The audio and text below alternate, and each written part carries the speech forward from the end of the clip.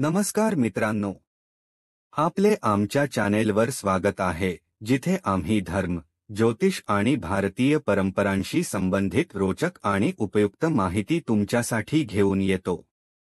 तुम्हाला माहिती आहे का की भगवंतांना स्नान घालण्याचा एक विशिष्ट शुभ काळ असतो आणि काही दिवस असे असतात जेव्हा घराची साफसफाई करणे अशुभ मानले जाते।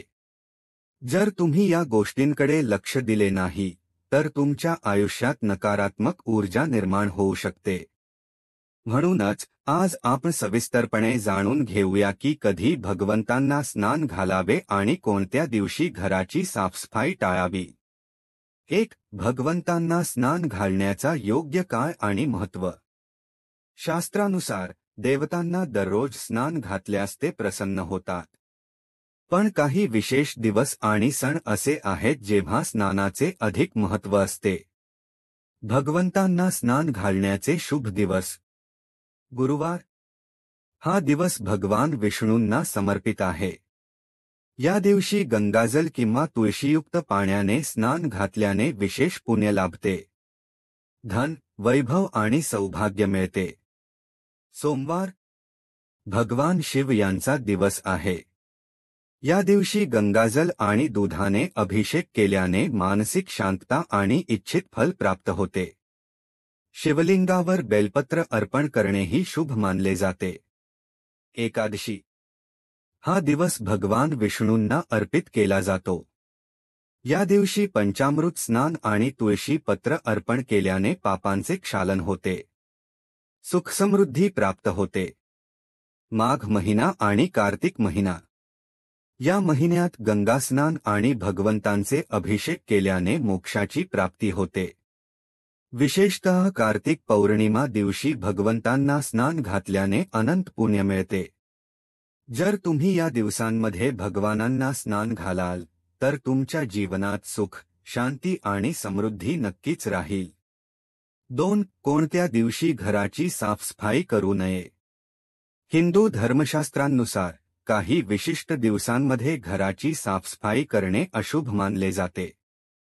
यामुळे घरातील सकारात्मक ऊर्जा नष्ट होऊ शकते आणि देवीदेवतांची कृपा कमी होऊ शकते। घराची साफसफाई टाळाव्याचे विशेष दिवस। अमावस्या आणि पौर्णिमा या दिवशी साफसफाई केल्यास देवीदेवतांची कृपा कमी होते आणि नकारात्मक ऊर्जा वाढू शकते। विशेषतः अमावस्येच्या रात्री झाडू लावल्यास घरातील लक्ष्मी नष्ट होते आणि आर्थिक नुकसान होणे।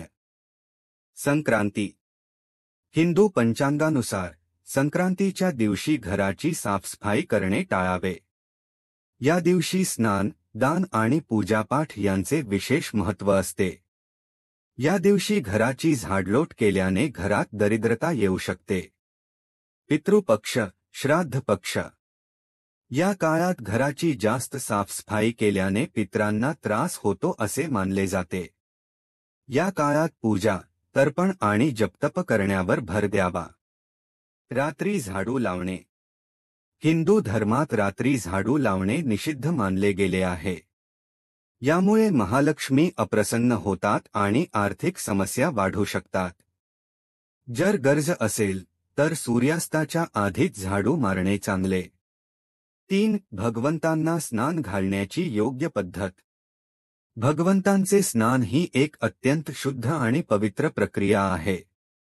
योग्य पद्धतीने स्नान केल्यास ते अधिक फलदायी ठरते। भगवंतांना स्नान घालण्याची संपूर्ण प्रक्रिया।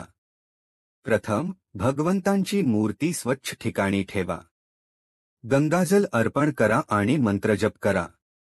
पंचामृत स्नान घाला, ज्यामध्ये दूध पवित्रता आणि समृद्धीसाठी, घी सौभाग्यासाठी, मध आरोग्यासाठी, तूप आध्यात्मिक तेजासाठी, साखर मिठास आणि सौहार्दासाठी। यानंतर फुलांचा सुगंधित पाणी, इत्र आणि गुलाबजल अर्पण करा।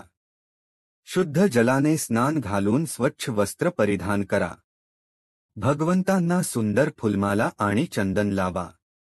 धूपदीप दाखवून पूजा करा आणि प्रसाद अर्पण करा।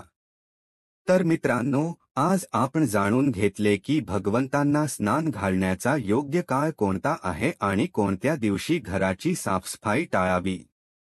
जर तुम्ही या नियमांचे पालन केले तर तुमच्या आयुष्यात सुख, शांती आणि समृद्धी येईल। देवी देवतांची कृपा तुमच्यावर सदैव राहील। ही माहिती तुम्हाला उपयोगी वाटली असेल तर व्हिडिओला लाईक आणि शेअर करा। चॅनेलला सबस्क्राईब करायला विसरू नका।